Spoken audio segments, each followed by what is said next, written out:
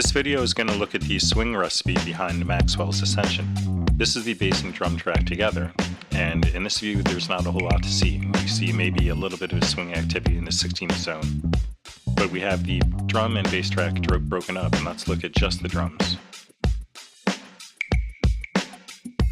Looking and listening to just the drums, it's a little more clear. We definitely have some swing in the 16th. Okay, let's look at the bass. And the bass is where it gets a little more interesting. So first of all, everything is late. Everything is behind the beat. So you can think that as the quarters and the eighths are swung, right?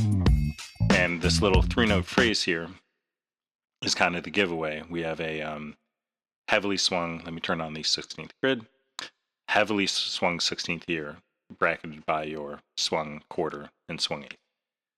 And I think leading up to it right here is another heavily swung 16th. And what we can do is recreate this bass line and use Swingset to correct the timing of a recorded performance. So here's the recording.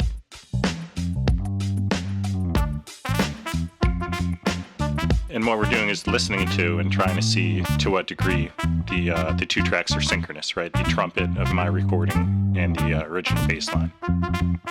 And the main problem is in that little three-note riff. You can see here that my first of the three notes is early, and maybe I'm okay with the other two. But basically we can take a copy of this track and work in and start breaking down and applying the swing recipe from the original bass line. So the first thing to see is, play the X track. You probably want to see if there's 30-second notes, right? So I have 30 seconds on X, and X is mute. And we see there's quite a bit. A few here, a few up here. And these two are the kind of doing this slide in the final two notes of the riff, right?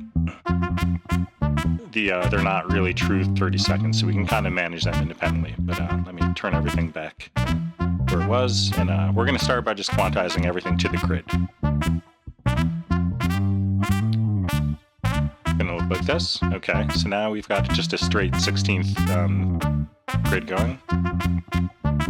And again, you can hear that it's close. It's not terrible, but the synchronicity is definitely off. Doesn't have that same bounce as the Maxwell bass line. So let's start applying the swing recipe. I think we're going to go with about 6 here, about 10 here, and we're going to go to about 75 for the 16ths.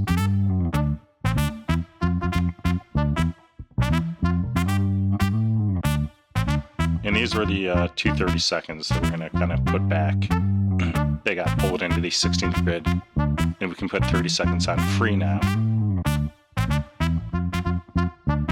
There's another one up here. Oops.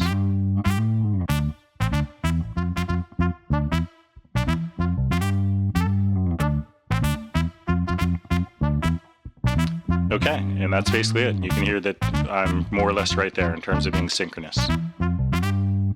Put the drums back on. And turn off this bass line and turn the trumpet into a bass.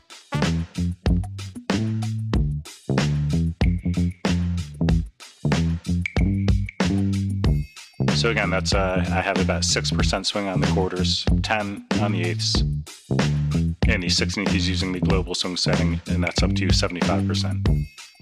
And I have the 30-second notes in free mode, so they're just staying where I've manually drove them. Thanks for watching.